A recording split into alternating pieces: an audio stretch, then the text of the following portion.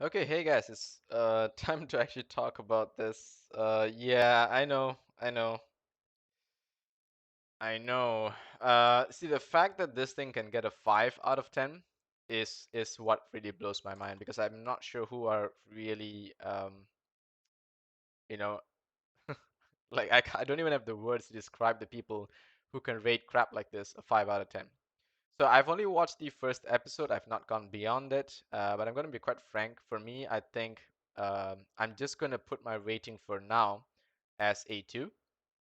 Um, and the only reason I'm giving it a 2 is because Hulk has decent CGI that looks like it came back from 2001. And I feel like it's just better and polished because they've done the Hulk's CGI before, so they're just able to reuse those assets. But other than that, something still feels off about the way he looks in the film in general. And even this frame that you can see here already tells that. So overall, the CGI is not that great. It still feels a bit weird and whatever. But here's the thing. It's not about the CGI in the case where you could have just had a more compelling story to tell. So for those of you who don't know, She-Hulk is another comic character, just like the Hulk itself.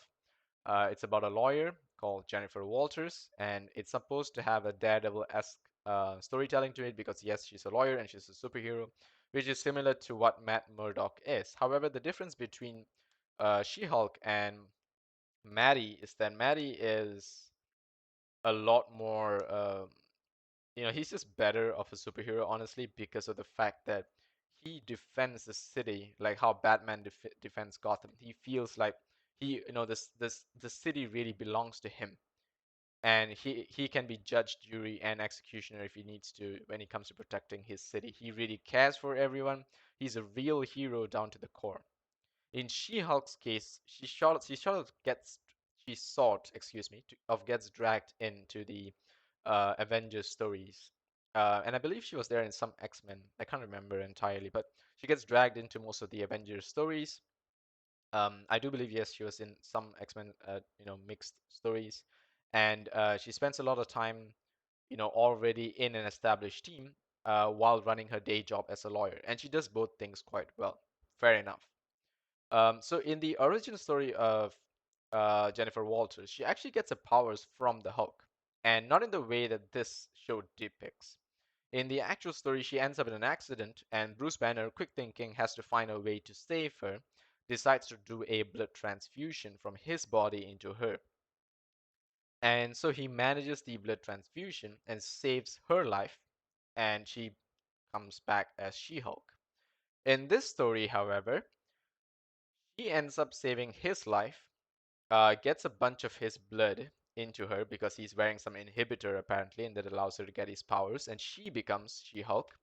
And she is a complete Mary Sue in this. So she is the definition of Mary Sue. I think whatever the definition of Mary Sue previously was in Urban Dictionary needs to be replaced with She-Hulk because Jennifer Walters in this story achieves everything Hulk has done in 5 or 6 movies in one episode. Oh God. Like I get all your feminist propaganda bullshit, but why? Like what kind of kick do you get out of making a trash TV series? You don't have to put down men to show that women are good at what they do. You don't have to show that women are better than men. You don't have to. In the same way, no one who makes The Incredible Hulk, like the guy who wrote The Incredible Hulk, did not intend to make it some kind of misogynistic story about where men are better than women. That was not the point. The point of The Incredible Hulk was the seething, uncontrollable rage a person can have, be it man or woman. Yes, Bruce Banner was a man because every, you know, man has this insane rage that they have to control and they fight off, and they are strong and, they are incredibly powerful. Yes, that is a fact. Women can be that too. Women have incredible rage that they have to control on a daily basis. Fair enough. But that doesn't mean men don't. Men are incredibly strong and powerful. That doesn't mean women aren't. it's not a comparison. The Incredible Hulk was just a story written by a guy, so he obviously wrote about a guy as well because it's easier for him to write about it, to control it. And a lot of, I guess, Bruce Banner's, like his backstory is all about the fact that he's this scientist, right? And so I think it just fit into the way he wrote it. If a girl for once sat down and wrote a comic book, I'm sure she'll be able to write it with whatever character she wants to make, right? I believe even She-Hulk was written by a guy. So the whole point that you want to make a story that's, appealing to some kind of a feminazi agenda is not really going to help you build a superhero. Because here's the question. What is a superhero? And I think Marvel has completely forgotten what a superhero is. And I think it all started at the end of Infinity War when Hulk was thrown to the dumpster, right? They love doing this. They love destroying their best characters. They love destroying the Hulk. They turned the Thor into a piece of trash comedy. Hulk became a piece of trash comedy from Ragnarok, which is why I absolutely hate Ragnarok because they destroyed the character of the Incredible Hulk, who is all about this seething anger and rage which he can't control, yet he has to learn to use it, to harness it, to do something that's right, because otherwise he would just go absolutely insane. And that is what the Hulk is all about, right? It's despite all that anger and strength, he tries to control it to do what's right. But sometimes people just keep pissing him off, and that's what the Hulk's supposed to be. And so Marvel keeps doing this where they completely, flip these incredible characters on their backs and just throw them into the, comedy dumpster. And I'm not sure why this has been an ongoing thing. But so Hulk was, I remember the Infinity War trailer. If you guys have watched the initial Infinity Wars trailer, Hulk was in it, charging in the Wakandan battle. However, what we got in the film is that Hulk was like Bruce Banner was sitting in the Hulkbuster to go to battle, and he trips over himself. Of course he does, right? He's an absolute genius who built Ultron together with Tony, but he trips over a piece of rock in the Hulkbuster suit. Uh, you see, the idea of Marvel's comedy is destroying like the quality of their characters in terms of how awesome and majestic and incredible these superheroes are supposed to be. So once again, what is a superhero? Why not just call them heroes, right? We have heroes. Every day we have heroes. The policeman who's actually doing his job is a hero. The firefighter who's going to save someone is a hero. Even the kid across the street who realizes there's a cat stuck in a drain and the storm's coming, who jumps down there to save that cat, he's a hero. Even the little girl who's actually baking cookies or whatever to go and help this, orphanage down the street or just wants to get an old lady across the road, she's a hero. Heroes already exist. So why are these people superheroes? It's because they have powers or abilities that are exceptional to any ordinary human being, and they choose, right? They consciously choose to use those powers for the right thing. Because if they don't use those powers, they're nobody. And if they use those powers for the wrong thing, they're a super villain, right? So what makes them a hero is the fact that they choose to use these superpowers for something that's good.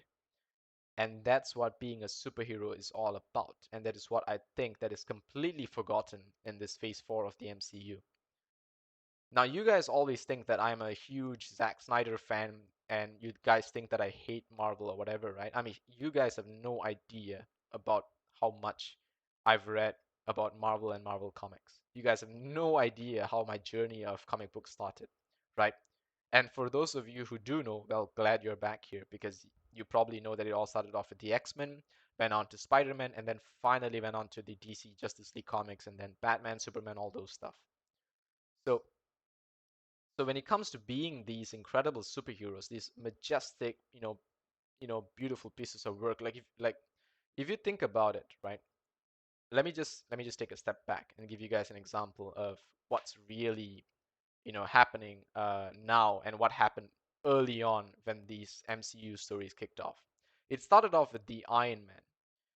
Robert Downey's Tony Stark, Iron Man, right? Think about that first episode. He's left in a cave with a bunch of scraps. His own weapons are turned against him by his best friend who's selling his weapons to the enemy. and he finds a way to escape. He builds this suit of armor. He survives. He goes through this struggle where he loses a friend right away, a friend that he just made in a cave, a friend that saves his his body, his heart, by creating some kind of quick thinking mechanism to put in his chest. And then he has to go and face off against his own buddy that he trusted, Obadiah Stane. He has to go up against Stane's evil plot. He has to defeat him. He has to go through all these struggles, right? Just to be able to be called the Iron Man. Think of Captain America when he started off as nothing more than a scrawny kid who just wanted to be a soldier who wanted to protect his country. Turns out he gets to be the candidate of the super soldier serum because the guy who wanted to give it believes that he has something good inside of him, and that thing can't really be replicated, and so he trusts Captain America, and that guy becomes the amazing hero he is. The thing that Black Widow probably had to go through in her backstory to train up and build herself to become the Black Widow.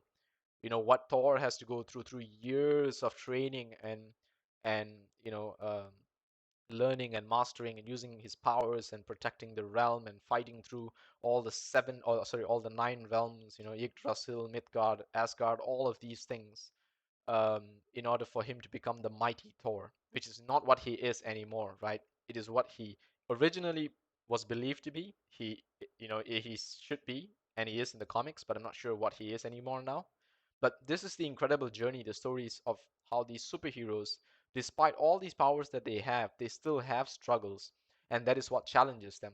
Which is why I thought Man of Steel was amazing, because Man of Steel really showed you the struggle that Superman has, and to question why he is not as cheerful and why he is not as happy as the old Superman, because in reality, someone who has to go through these struggles with these powers tells a more compelling story, and that is what a lot of people don't understand. And so, Jennifer Walters here, our friend here, took a shortcut. She's already good at everything the Hulk does. She's stronger than him. She can beat him in battle. She can control her strength and her rage all in like one what she rages the first time, she gets knocked out, she wakes up, she's in control. That's it. And her reason is what? That they have to control their anger. Women have to control their anger every single day, and then they're afraid of being raped in the streets. Sure, the point of that scene is that she couldn't control her anger, which is why she was raging up, but then she turned back to normal the very next second, which means she has complete control. And Hulk is bamboozled, saying, I can't believe it. Looks like this is something that I've never faced before, and you are everything beyond my expectation.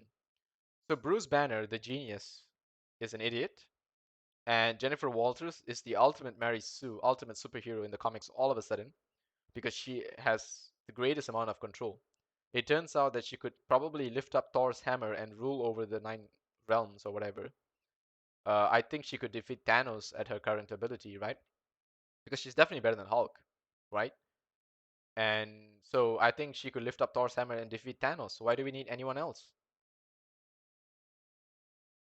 She has no struggles whatsoever in the first episode. I'm not sure if she continues to struggle throughout the rest of the season, but she has achieved everything Hulk has. They took this shortcut where they did everything Hulk has in like 20 minutes, and that's it. It's over. She's got it all down.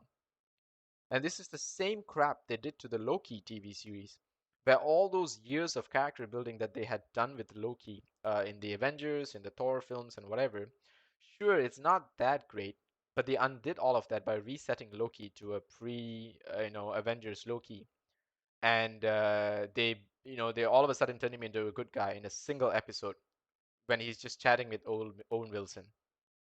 They redid his character in a single episode. It makes you feel like all your investments in a specific character is absolutely pointless, and you rather just go and read a comic book because they have so much of a better story to tell. Loki is terrifying in the comics. He's an absolutely powerful mystic god, and he rules over witchcraft and wizardry even Doctor Strange is afraid of him in the comics. It's how terrifying Loki, the god of mischief, can be. And like the Incredible Hulk, sure, he has achieved this Bruce Banner Hulk combination form, right? They gave him a stupid name, what, Smart Hulk? Smart Hulk, seriously, guys? Like, God's sake.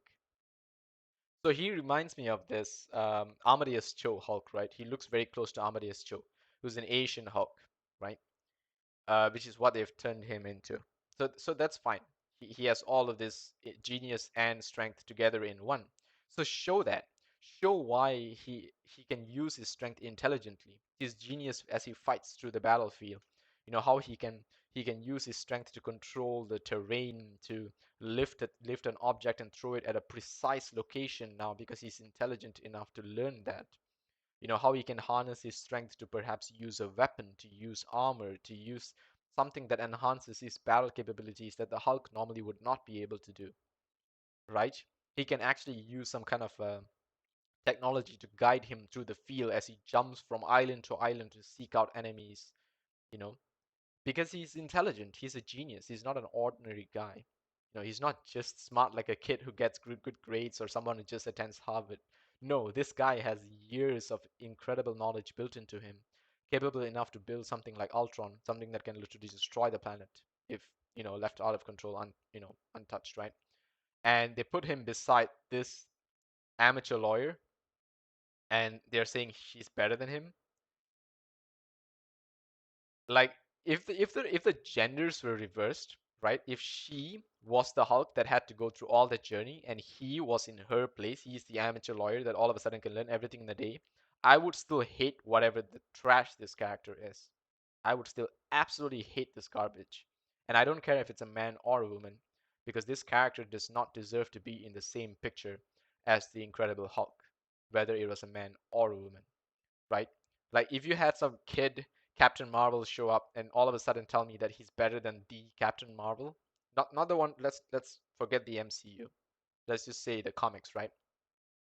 You're all of a sudden telling me that, for example, Spider-Man. Miles Morales had to struggle to step into Peter Parker's shoes, didn't he? And Miles Morales actually has a very, very good story. He actually has a very compelling story. And I think Spider-Man Into the Spider-Verse did it so much justice in the sense where, sure, he has to learn up from this sort of a washed off Peter Parker who's just really old and whatever, who has a belly. But that Peter Parker, despite his age and his belly and whatever, is still capable of fighting his enemies and doing a good job as Spider-Man. And Miles Morales still is struggling to pick up and learn from him. And only until the very last few moments does he, find it in himself to pick himself up and to use the training and all the knowledge that he spent time gathering, to actually help Spider-Man defeat the villain. And even then again, he didn't do it by himself. He's not a Mary Sue. Or what's a male version of a Mary Sue? I'm really not sure. Martin Sue? I don't know. Is that even a thing? But he's not that. And that's what makes Miles Morales such a good superhero, is the fact that he has to go through those struggles to learn how difficult it is to be Spider-Man. And he can't just take over Peter Parker in a single episode or overnight or whatever, right? So, yeah, I think I want to give this a 1. I really want to. Should I? Because I have not watched the rest of the season. And what if there's at least one good moment in it, right? That could prove me wrong. So for that reason, I'm leaving this at a 2, and I'm going to come back and give it a 1 if the next, I don't know, few episodes go bad. But why am I even watching this? I don't know. Maybe I'm excited to see just how bad they've ruined this. Maybe I'm excited to see just how bad a story can be made. And don't think I'm going to trash the MCU because of this. No. Whatever nonsense is happening, this Jessica Gao is doing for this trash, whatever is doing is happening here, has nothing to do with the genius that has happened in the MCU in the past. Because you can clearly see that these are made by two completely different minds. There is no connection whatsoever. Like, I'm upset about the Avengers because that was all in the plan. That is all part of the plan. And that is done by a massive crew with a massive budget. Which is why Avengers Endgame disappoints me compared to the previous Avengers films. But this is evil. The feminist propaganda in this is a bad influence to every son, daughter, animal that watches it. There is nothing in here that you can take positively from the first episode and think that it's a good idea to let my kid watch this. TV 14. 15-year-olds watch this, right? And if you're an adult, this is still extremely toxic. Do not think that you're going to be better at someone who has spent years perfecting their craft all of a sudden. You know, you can pretend to be humble, but if you're not actually humble in a real scenario, you're not going to face this comedy piece of Hulk. You're going to get absolutely trashed by whatever Goliath you're going to be going up against. You could be lucky, but you can't learn certain things. It just takes time, and you have to realize, understand your limits, harness the, abilities that you have, learn from your mistakes. There's just so much to it. And that's the core importance of telling a good story. And for a superhero, it's even more important to tell why it's super difficult to be that kind of person. So, anyway, I think that's a good enough rant for this time. I'm not sure, it's been a while since I got something like this out. And I know all the hate surrounding it, and I think it deserves all of that. Absolutely deserves to be trashed. This is one of the worst TV series probably in history, and is still in the making. So it's wonderful to know that we can get a perfect example of the worst thing in the world to know when not to be. So that's it from me for this one. Thanks so much for watching. If you guys have not subscribed, please do, because it's a thing that I'm going to be telling from now on. Because there's a lot of you not subscribed who are watching. I know you're watching, but you're not subscribed. So please do join us. And let's just hope there's nothing like this made ever again. But the more I say that, the more I realize things just get darker and darker. We're gonna need negative ratings soon, IMDb. I want to see a negative rating pool so I can be more accurate rating my films. See you guys, take care.